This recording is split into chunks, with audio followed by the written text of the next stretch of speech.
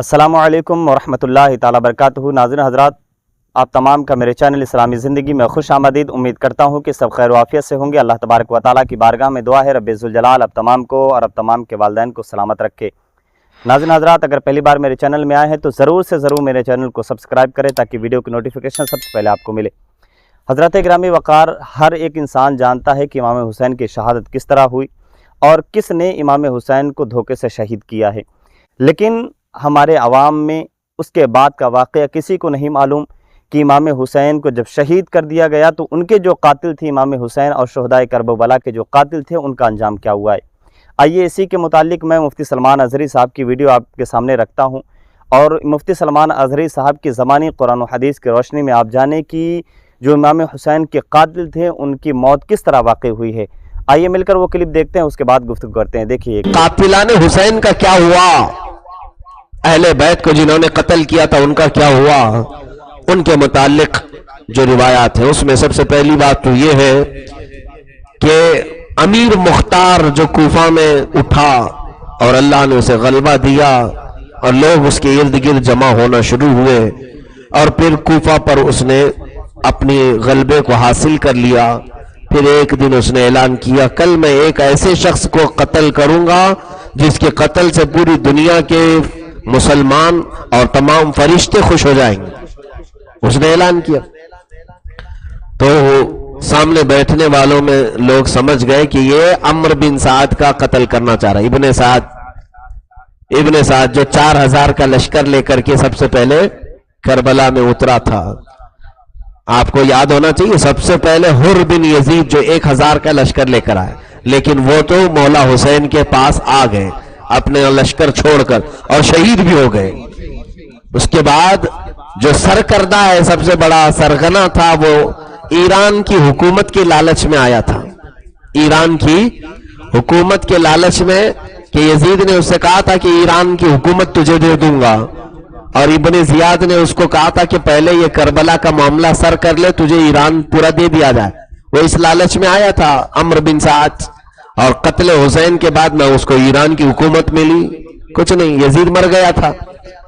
اب وہ اس کی تلاش جاری کر دیا اس نے، امیر مختار نے جگہ جگہ ڈھونڈنے کی بات چلی تو بعد میں مل گیا کہ عمرو بن سعد فلاں جگہ رہ رہا ہے۔ تو ابن زیاد نے کہا کہ اس کو بلا لاؤ اور پھر میرے پاس آؤ۔ عمرو بن سعد کے ساتھ امیر مختار کے اچھے تعلقات بھی تھے، وہ اچھے سے بات بھی کرتا تھا، لیکن جب امیر مختار نے اس کو بلوایا تو اس نے اپنے بیٹے حفص کو بھیجا۔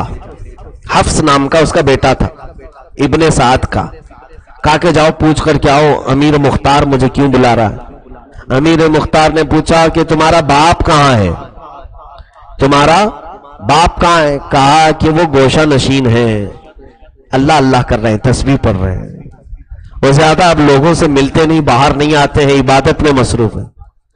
ہاں، یہ اس طرح کے خون پی کر کے لوگ گوشہ نشین ہونے کی کوشش کرتے۔ امیر مختار نے کہا اچھا گوشہ نشین ہو گیا، کاش یہ گوشہ نشینی کربلا کے دن، عاشورہ کے دن کر لیتا تو اس کے فائدے میں ہوتی۔ آج وہ گوشہ نشین ہو گیا ہے۔ پھر اپنے 2 فوجیوں کو بھیجا کہ جاؤ عمرو بن سعد کے گھر اور اسے یا تو زندہ لاؤ یا مردہ لاؤ۔ اس کے فوجی گئے اور اس کے گھر جا کر کے اس کی بیوی کو پوچھا کہاں ہے، کہا ہے کہ ایک چلہ بنا ہے اس میں اللہ اللہ کر رہا ہے۔ کہا، اس کے فوجیوں نے کہا کہ اس سے کہو کہ اب اس کا اللہ اللہ کہنا اسے کوئی فائدہ نہیں دے گا، کہ اس لیے کہ جو واسطہ تھا اللہ تک پہنچنے کا اسی واسطے کو یہ کاٹا ہوا ہے، اس واسطے کو کاٹا ہوا۔ میاں جو آدمی سیڑھی پہلے سے نکالا ہوا ہے وہ چھت پہ کہاں سے چڑھے گا؟ اور عمرو بن سعد کو یہ اندر داخل ہو کر فوجیوں نے اس کا سر کاٹ لیا اور اپنی جھولی میں چھپا لیا، لے کر کے آئے امیر مختار کے پاس، وہ سر رکھا اور کہا کہ امیر ہم عمرو بن سعد کا سر لے کر کے آئے ہیں۔ اس کا بیٹا وہاں کھڑا تھا۔ مختار نے پوچھا کہ جانتا ہے کس کا سر ہے؟ حفص نے کہا یہ تو میرے باپ کا سر ہے، اب ان کے بعد جینے کا کوئی مزہ ہی نہیں، یہ میرے باپ کا سر ہے۔ تو امیر مختار نے کہا بالکل تو صحیح کہہ رہا ہے، ان کے بعد جینے میں کوئی مزہ نہیں، تلوار اٹھائے اس کی بھی گردن مار رہا، جب مزہ نہیں ہے تو کائے کے لیے جیے گا۔ اس طرح سے عمرو بن سعد دردناک موت مارا گیا. کہاں گئی وہ ایران کی حکومت؟ کہاں گئی؟ کتے نوچ نوچ کر کے پھینکتے تھے لیکن کوئی کتا کھاتا نہیں تھا. کوئی کتا گوشت کھاتا نہیں تھا. کھینچ کھینچ کر کے پورے جسم کی چمڑیاں نکالتے تھے. ظاہر سی بات ہے میرے مولا نے قرآن میں سچ فرمایا، ظالموں اللہ کو غافل مت سمجھنا اپنے کاموں سے، اور اللہ کے گھر جب یہ انتقام آتا ہے تو بہت سخت ترین انتقام ہوتا ہے. واللہ ان اللہ عزیز ذو انتقام، بے شک اللہ غالب آنے والا، انتقام لینے والا ہے. شمر نام کا یہ جو شمر ذی الجوشن یہ بھاگ گیا، کوفہ چھوڑ کر بھاگ گیا، اور یہ ادھر ادھر کی ٹھوکریں کھاتے رہا. اب اس نے مختار نے تلاشی مہم جاری رکھوائی. اس نے اعلان کر دیا تھا جو بھی کربلا میں گئے تھے ان کو جو پکڑ کر کے لائے گا میری طرف سے انعام ہوگا. انعام کے چکر میں کوفہ والے ان کو پکڑ پکڑ کے لا رہے تھے جو جو کربلا میں گئے ہوئے تھے. شمر کو ڈھونڈنے کی کوشش کی گئی، یہ بھاگ گیا تھا. اس ظالم نے بھاگ کر کے ایک گاؤں میں پناہ لی. لیکن دیکھیں ظلم جس کے اندر ہوتا ہے وہ کہیں پر بھی رہے ظلم کرتا ہی رہتا ہے. ایک کسان کو پکڑا، اس نے کھیتی باڑی کر رہا تھا، اس کو بہت مارا، کوڑے سے مار مار کر کے کہا کہ مجھے پناہ دے دیں. ایک ہوتا ہے خود مجبور ہے پناہ مانگ لے، لیکن شیطان تو اسی حالت میں پناہ مانگ رہا ہے. اس کسان کو خوب مارا اور کہا کہ مجھے پناہ دے، اور یہ خط لکھ کر کے دمشق بھجوایا، کیونکہ وہاں امیہ کی خلافت تھی کہ یہ جاؤ ادھر پہنچا دینا، میں بڑی مصیبت میں ہوں، مختار مجھے قتل کر دے گا. وہ کسان بیچارہ خط لے کر کے نکلا. خط لے کر کے نکلا تو وہ کسان کہاں دمشق کہاں جاتا، وہ مختار کے ہی خیمے میں آیا. کہا کہ آپ امیر کوفہ ہیں، آپ سے ایک آدمی حفاظت کی گزارش کر رہا ہے اور میرے پاس آیا ہے اور میں نے پناہ دی ہے، اور اس نے کہا ہے کہ چٹھی گورنر تک پہنچا دوں، آپ کو پہنچانے کے لیے آیا ہوں. تو مختار نے دیکھا اور کہا بالکل صحیح جگہ پہنچایا، اس کو پوری طرح سے ہم حفاظت دے دیں گے، تیرا بھی ٹینشن ختم ہو جائے گا. فوج کو بھیجا، شمر کہاں ہے پتہ چلانے کے لیے. یہ ایسا شخص تھا شمر ذی الجوشن، اس کے پورے جسم میں کوڑ کے داغ تھے، سفید داغ تھے، اور یہ چادر اوڑھ کے سوتا بھی تھا تو اس کے سفید داغ باہر دکھتے تھے. لوگ نفرت بھی کرتے تھے. ایسے ہی لوگ تو امام حسین کے قتل میں آگے آئے تھے. یہی کم کیا تھا کہ اس کو بڑی بیماریوں میں مبتلا رکھا گیا تھا. جب رات کے وقت گھوڑے وہاں پر پہنچے تو یہ شمر ذی الجوشن کے ساتھ ایک اور شخص تھا. وہ کہتا ہے کہ مجھے ڈر سا لگنے لگا، تو اس نے کہا کہ ڈرو مت، ادھر آس پاس جنگلوں میں ریچھ بہت ہے، ان کے چلنے پھرنے کی آواز ہے. تو اس کا ساتھی کہتا ہے کہ نہیں، مجھے کچھ اور خوف لگ رہا ہے. تو اس نے کہا تجھے اگر خوف ہے تو لگتا ہے ایسا کہ تجھے مختار کا بہت ڈر آ گیا ہے. مختار کچھ نہیں ہے، یہ کہہ کر کے اس کو کہا اور خود چادر اوڑھ کر کے سو گیا. اور اس کا جو ساتھی تھا وہ کہتا ہے میں وہاں سے نکل گیا کیونکہ مجھے گھوڑوں کے ٹاپوں کی جو آواز آئی اندازہ ہو گیا کہ مختار کی فوج آ رہی ہوگی. کہتا ہے میں نکل گیا اور یہ اسی گمان میں تھا کہ آگے پیچھے والے ریچھ ہوں گے، اور اس کے لیے تو بہت خطرناک ریچھ آ گئے. وہ جب مختار کی فوج وہاں پہنچی، یہ چادر تانے ہوئے سویا تھا، اسی چادر کے اوپر سے اس کو نیزے مارنا شروع کیا گیا. اتنے نیزے مارے گئے کہ وہ زمین میں گڑ گیا، اٹھنے کی طاقت نہیں تھی، اور اس کا بھی سر تن سے جدا کیا. اور حتیٰ کہ بعض ایسے قاتل ہیں، مختار سقفی نے بدلے اور انتقام میں اس قدر مبالغہ کیا کہ کچھ لوگوں کے بارے میں خبر ہوئی کہ وہ پہلے ہی ڈر کے مرے ہوئے ہیں. ایک آدھ مر گئے تھے اور لوگوں نے ان کو نماز جنازہ وغیرہ سب پڑھا کر کے دفن کر دیا تھا. تو یہ اپنی فوج کو لے کر گیا اور کہا کس سے پوچھ کر کے دفن کیا اس کو؟ مرا تھا نیچرل موت. اس نے قبر کھودنے کی حکم دیا اور قبر کھدوایا گیا، اور ان کو کہا کہ یہ بغیر دنیا کی سزا لیے تو نہیں جائیں گے، ان کو پہلے دنیاوی سزا دی جائے، بعد میں اللہ کی طرف سے جو ہے وہ بعد میں دیا جائے. قبروں کو کھود کر کے یہ امیر مختار نے ان لوگوں کو سزا دی. بعض کو تو کوڑے مارے. بہرحال یہ انتقامی آگ تھی. انتقام بدلا تھا۔ پھر اس کے بعد ایک شخص تھا عبداللہ بن دیاس، اس کو امیر مختار نے پورا قتل نہیں کیا، اس نے محمد بن عمار بن یاسر کو قتل کیا تھا، مارا تھا، تو اس کو امیر مختار نے صرف ہاتھ پیر اور سب چیزیں کاٹ کر کے چھوڑ دیا تڑپتے ہوئے، صرف اس کا دھڑ تھا اور باقی کچھ بھی نہیں تھا، اس کو اسی طرح چھوڑ دیا گیا اور لوگوں کو کہا کہ کوئی اس کی نحوست کے قریب نہ جائے، وہ اسی حالت میں تڑپتا تڑپتا مرا تھا۔ اسی طرح سے ایک شخص تھا حکیم بن طفیل تائی، یہ وہ تھا جو حضرت عباس علمبردار کے بازو کاٹا تھا اور حضرت عباس کا پورا اسلحہ یہ لے لیا تھا۔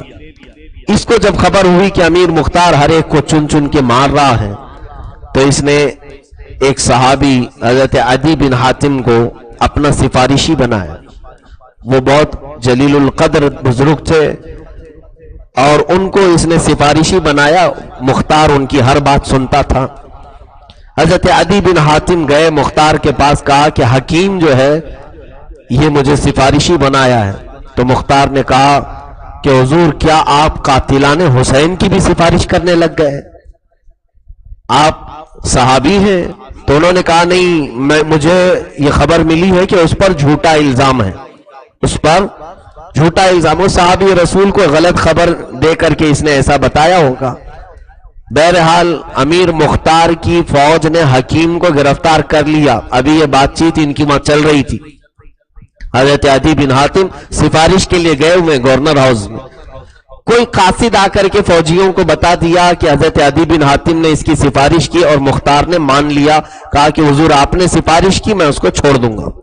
حکیم کو جو عباس علمبردار کے بازو کاٹا تھا اس کے اوپر الزام ہے، بہرحال آپ کہہ رہے ہیں کہ جھوٹا الزام ہے، میں چھوڑ دوں گا آپ کی سفارش پر۔ تو ایک قاصد گیا اور فوجیوں کو کہا، جو حکیم کو گرفتار کر کے لا رہے تھے، فوجیوں سے کہا کہ یہ چالاک آدمی بچ کر نکل جائے گا، اس نے صحابی رسول کو اپنا سفارشی بنایا، انہوں نے سفارش کی اور امیر مختار مان بھی لیا ہے۔ تو فوجیوں نے کہا جو گرفتار کر کے لے جا رہے تھے، اب تک تو ہمیں امیر مختار نے اس کو گرفتار کرنے کا حکم دیا تھا، ہم امیر کے حکم کے پابند ہیں، زندہ لاؤ یا مردہ لاؤ، ہم کو امیر مختار نے حکم دیا اور ہم امیر کے پابند ہیں۔ اب پہنچنے کے بعد دوسرا آرڈر جو بھی ہوگا وہ دیکھیں گے، پہنچنے کے بعد دوسرا آرڈر، اس سے پہلے کہ پہنچے اس کا کام یہی تمام کروں۔ فوجیوں نے خود اس کو کاٹ دیا اور اس کے بعد سر لے کر کے پہنچے، حضرت عدی بن حاتم بھی وہاں سے، کہا یہ کیا کر دیا تم لوگوں نے؟ کہا کہ حضور کیا بات ہے؟ کہا میں نے سفارش کر کے اس کو آزاد کروایا تھا۔ فوجیوں نے کہا ہم کو امیر مختار نے حکم دیا تھا کہ زندہ پکڑ لاؤ یا مردہ پکڑ لاؤ، تو ہم نے مردہ لانا بہتر سمجھا۔ وہ بھی بری ہو گئے، وہ بھی بری ہو گئے، دونوں بھی۔ بہرحال قاتلان حسین کا برا انجام ہوا، بہت برا انجام ہوا، حتیٰ کہ تقریباً 7,000 لوگوں کو تو امیر مختار نے مارا، 7,000۔ باقی کے متعلق اب جو بڑا ظالم اس میں تھا وہ ابن زیاد، عبید اللہ بن زیاد، جو کوفہ کا گورنر تھا۔ ہوا یہ کہ کوفہ چھوڑ کر کے موصل چلا گیا تھا، اس کو یہاں کی گورنری سے ہٹا دیا گیا، ہو گئے ختم۔ امیر مختار یہاں کا غلبہ حاصل کیا ہوا تھا، مختار نے اعلان کیا کہ میں موصل پر چڑھائی کروں گا اور ابن زیاد کو جب تک میں نہیں حاصل کروں مجھے سکون نہیں ہوگا۔ یہ اپنی فوج لے کر کے نکلا، ابن زیاد بھی 30,000 کی فوج لے کر آیا مختار کے مقابل میں، وہ بھی دریائے فرات کے قریب لڑائی ہوئی، مختار کی فوج اور ابن زیاد کی فوج۔ غالباً جمعہ کا دن تھا، تاریخ میں یہی لکھا ہوا ہے، جمعہ کا دن تھا اور یوم عاشورہ تھا، 10 محرم الحرام، دریائے فرات کے قریب موصل کے پاس جنگ ہو رہی ہے۔ اللہ عز و جل نے دوپہر کے بعد اس فوج کو امیر مختار کی، جس میں ابراہیم مالک اشتر جو ہے سپہ سالار تھے، ان کو ایسا غلبہ عطا کیا کہ اس کی فوج، عبید اللہ بن زیاد کی فوج، سب اسے چھوڑ کر بھاگ گئی، میدان چھوڑ کر بھاگ گئی، بچا کوئی نہیں تھا۔ اب یہ منہ چھپاتا ہوا ادھر ادھر گھوم رہا تھا، پھر رہا تھا، یہ دوڑتا ہوا، وہی میں نے کل واقعہ بتایا تھا، ایک خیمے میں جا کر چھپنے کی کوشش کیا، پانی پانی کہہ رہا تھا، وہ خیمہ کسی اور کا نہیں، امام زین العابدین کا تھا۔ انہوں نے 3 کھٹوریاں اسے پانی پلایا.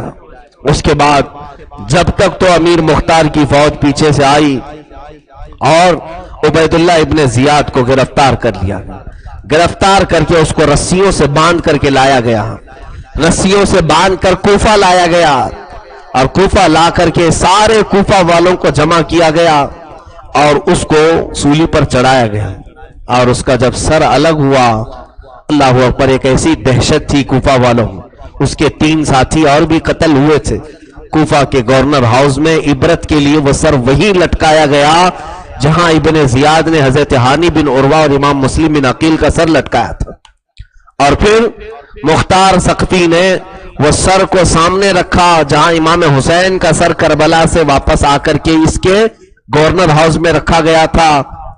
تو کوفہ کے اب امیر مختار نے چھڑی لی اور اس کو سر کو مارنا شروع کیا اور کہا، مختار یاد ہے وہ دن؟ اے کوفہ والو دیکھو، یہ سن 66 ہجری تھی، تقریباً 6 سال ہوئے تھے امام حسین کی شہادت کو. لوگوں سے کہا ہے کوفہ والو دیکھو، ہو بہو تاریخ بھی وہی ہے، عاشورہ ہے، اور دن بھی وہی آیا ہے، جمعہ ہے، بس سن بدلی ہے. اور اس جگہ پر ایک وقت اس نے سر امام کو لایا تھا اور آج ابن زیاد کا سر ہے. لیکن اے کوفہ والو فرق کیا ہے اس سر میں اور اس سر میں؟ اتنا وہ کہہ رہا تھا ابھی کہ دونوں کا سر یہاں پر رکھا گیا، امام حسین کا سر بھی اور ابن زیاد کا سر. سر امام کو جو لوگ دیکھے تھے کوفہ میں وہ اس خوشبو کو 6 سال بعد بھی محسوس کر رہے تھے. لیکن آج ابن زیاد کا سر وہاں رکھا گیا تھا.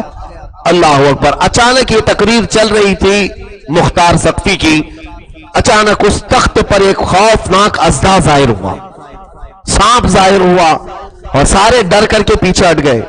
وہ اتنا خطرناک کالا سانپ تھا کہ زبان باہر نکالتا تھا تو آگ کی چنگاری نکلتی تھی. وہ سانپ گھومتا رہا ان 3 سروں کے پاس، 3 سروں کے پاس گھومتے گھومتے عبید اللہ بن زیاد کی ناک میں گھس گیا. وہ سانپ پورا ناک کو پھاڑ کر کے اندر داخل ہوا اور اندر جاتے جاتے اتنا کہ ابھی اس کی پونچھ باہر ہے کہ وہ پھر منہ سے باہر نکلا. منہ سے باہر نکلا، کسی کی ہمت نہیں ہو رہی تھی کہ اس سر کو ہاتھ لگائے.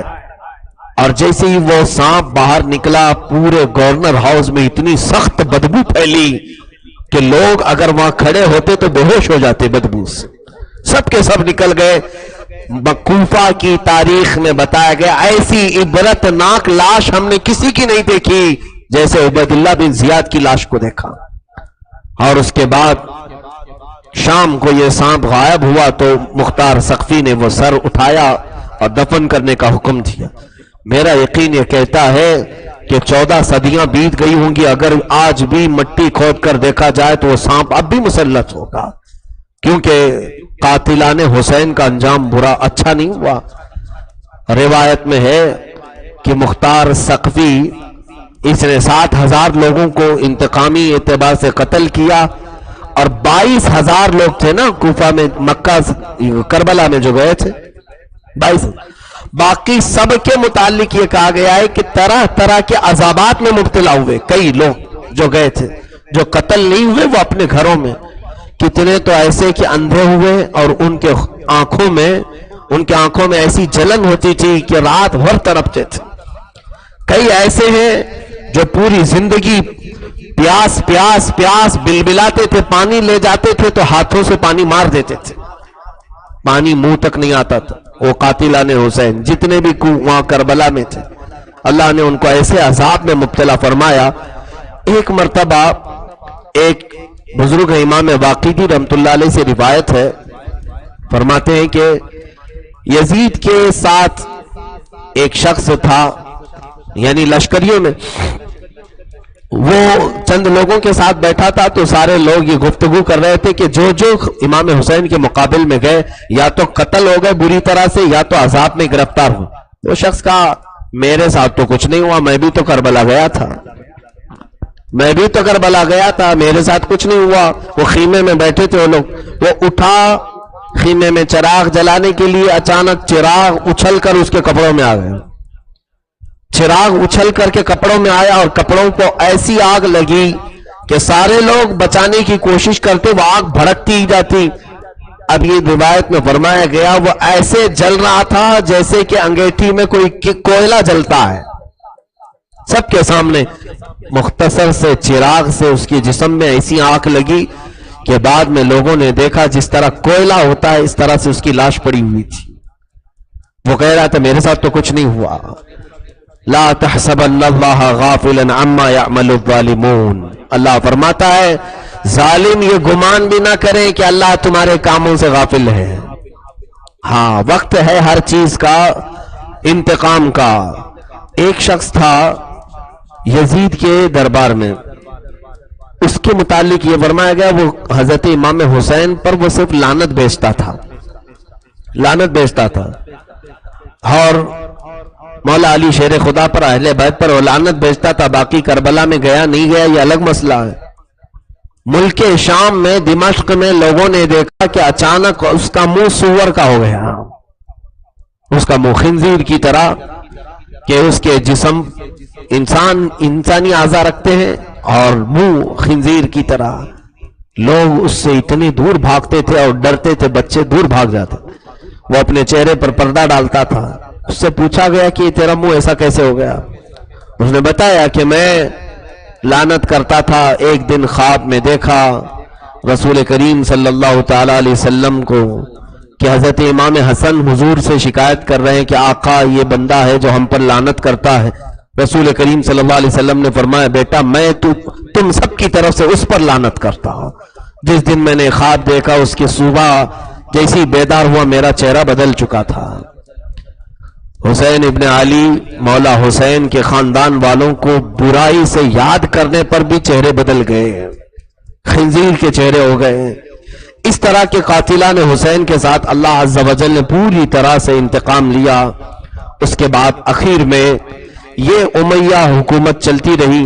ہاں الحمدللہ سیدنا امام حسین کے ساتھ جتنے لوگ تھے ان کا تذکرہ آج بھی الحمدللہ عزت کے ساتھ کیا جاتا ہے، عزت کے ساتھ کیا جاتا ہے۔ جو جو شریک قافلہ تھے ان پر لاکھوں سلام ہیں، ان کی تربتوں پر لاکھوں سلام ہے۔ اس سے بڑھ کر ان کی فضیلت میں اور کیا چاہیے؟ قرآن کہتا لا تقولوا فی سبیل اللہ امواتا ولا تقولوا لمن یقتل فی سبیل اللہ امواتا، اے لوگو اللہ کی راہ میں مارے گئے ہوں انہیں مردہ بھی مت کہنا۔ قرآن ان کے زندہ ہونے کی بشارت دے رہا ہے، اس سے بڑی فضیلت اور کیا چاہیے؟ ان کے زندہ ہونے کی بشارت ہے۔ اسی لیے تو کہا ہے شاعر نے کہ جینا ہو تو ایسے جیو دنیا میں کہ موت اس کی جس کا کرے زمانہ افسوس۔ یوں تو یہاں سبھی آئے مرنے کے لیے، ہماری موتوں کو کون یاد رکھے گا؟ ہاں ان کا جینا بھی یاد کیا جاتا ہے، ان کا مرنا بھی یاد کیا جاتا ہے۔ وہ قرآن کی بشارت کے ساتھ زندہ جاوید ہیں، زندہ جاوید ہیں۔ اسی لیے ہمارے بزرگوں نے فرمایا ہے حسین کے نام پہ ماتم نہیں ہے اہل سنن کا شیوا، حسین کے نام پہ ماتم نہیں ہے اہل سنن کا شیوا۔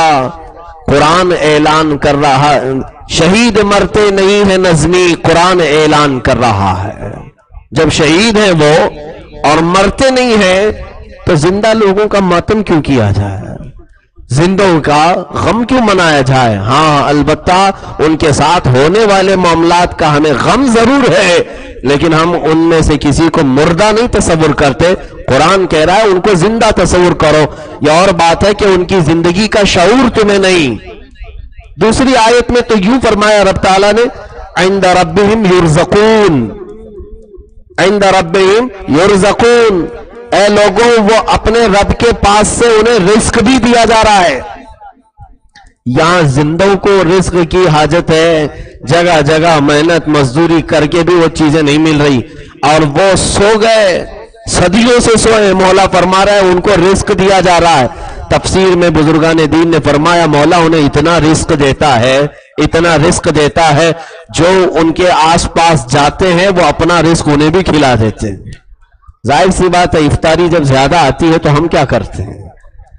ہمیں جتنا پیٹ بھرنا ہے کھا لیا اور باقی سب بچوں کو دیا، قریب جو ہیں ان کو دیا، سب کو دیتے ہیں۔ یہ ہماری عادت ہے۔ تو وہ جود و سخاوت کے بادشاہ جن کو مولا رزق دے رہا ہو ان کی قبروں میں مجھے تو امید ہے کہ قریب جانے والے تو پاتے ہی ہیں، جو دور سے نام لیتے ہیں مولا انہیں بھی کھلاتے ہیں۔ الحمدللہ ہم صدقہ حسین کا کھاتے ہیں اور اس میں ہمیں کوئی شرم و حیا کی بھی بات نہیں، اس لیے کہ وہ سخاوت والا گھرانہ ہے جہاں ہمیشہ سے نوازا جاتا رہا ہے۔ بہرحال کربلا کے بعد کی یہی معاملات رہے تقریباً 40-50 سال تک۔ پھر امیہ خاندان میں سے ہی بعض خلفاء آئے، عبد الملک بن مروان آیا، سلیمان بن عبد الملک آیا اور کئی بادشاہ آئے۔ ان کو خلیفہ نہیں کہا گیا ہے، لفظی اعتبار سے خلیفہ ہم کہتے ہیں، لیکن اصل جو خلیفہ ہیں وہ سیدنا ابو بکر صدیق ہیں، حضرت عمر فاروق ہیں، حضرت عثمان ہیں، حضرت علی رضی اللہ تعالیٰ عنہ، امام حسن مجتبی ہیں۔ باقی سب بادشاہ کہلائے ہیں، بادشاہ ہے جن میں دنیاوی رنگت آ گئی، دنیا کے معاملات آ گئے۔ تو امیہ خاندان کی خلافت چلی اور اس کے بعد 105 ہجری یا 110 ہجری کے بعد عباسی حکومت آئی۔ یہ عباسی حکومت بنو عباس، یہ حضرت عباس رضی اللہ تعالیٰ عنہ کے خاندان میں سے جو لوگ خلیفہ بنے، حکمران بنے، ان کی حکومت کو عباسی حکومت کہا جاتا ہے۔ عباسی حکومت کے سب سے مشہور خلیفہ کا نام ہارون رشید، آپ نے سنا ہوگا نام، ہارون رشید کا نام تو اکثر لوگوں نے سنا ہے۔ یہ عباسی خاندان کے حکمران تھے، عباسی خاندان کے خلیفہ بنے بغداد میں۔ تو یہ اس طرح سے اسلام پھلتا رہا، پھولتا رہا۔ اس کے بعد پھر کوئی ایسی یعنی بڑی آفت اسلام پر نہیں آئی کہ جس کی وجہ سے اتنا بڑا خسارہ ہوا ہو۔ میں سمجھتا ہوں میرے آقا صلی اللہ علیہ وسلم کی وفات کے بعد، میرے آقا کی وفات کے بعد قیامت تک اگر سب سے بڑا سانحہ، سب سے بڑا حادثہ، سب سے بڑی قیمتی چیز دنیا نے کوئی کھوئی ہے تو وہ حسین اعظم کی ذات ہے۔ سب سے بڑی چیز، اتنی بڑی ذات کو کھویا ہے کہ دنیا رہتی دنیا تک اس کا غم ہوگا۔ اس لیے کہ بعض تاریخ میں یہ روایتوں میں یہاں تک لکھا گیا ہے عاشورہ کے دن، جو عاشورہ کے دن سیدنا امام حسین قتل ہوئے تھے، شہید ہوئے تھے، بعض لوگوں نے دیکھا عرب کی زمین میں جہاں سے پتھر نکالتے تھے خون نکل جاتا تھا، پتھر ہٹاتے تھے تو خون نکل جاتا تھا۔ لوگوں میں یہ تشویش ہو گئی کہ یہ کیا ماجرا ہے، کیا معاملات ہیں، اور سنا کہ کئی پرندے اس وقت نہ اڑتے تھے، نہ دانا چکتے تھے، نہ پانی پیتے تھے، بعض روایات یہ بتاتی۔ تو اس وقت بزرگوں نے فرمایا کہ حسین کی وفات کا غم میرے عزیزوں صرف امت مصطفیٰ ہی نہیں کر رہی ہے، رسول کریم صلی اللہ تعالی علیہ وسلم کی امت کے مسلمان افراد ہی نہیں، بلکہ کائنات کا ہر ذرہ غم حسین میں مبتلا تھا۔ حسین اعظم کے غم میں پتھروں سے بھی اس طرح کے خون کے نکلنے کے نشان ملے۔ دیکھا آپ نے، بے شک رب کائنات کی پکڑ بہت سخت ہے، اس رب کریم سے کوئی بچنے والا نہیں ہے جس کے قبضے قدرت میں پوری دنیا ہے۔ ہر کسی کو جس نے ظلم کیا ہے اس نے اس کی سزا دنیا میں بھگتی ہے اور بھگت رہے ہیں اور بھگتیں گے بھی۔ تو اگر آپ کو بھی یہ ویڈیو اچھی لگی ہے اور آپ کو پتہ چل گیا کہ پھر امام حسین کے قاتلوں کا کیا انجام ہوا ہے تو یہ ویڈیو شیئر کریں۔ ملتے ایک اور ویڈیو کے ساتھ، تب تک کے لیے خدا حافظ۔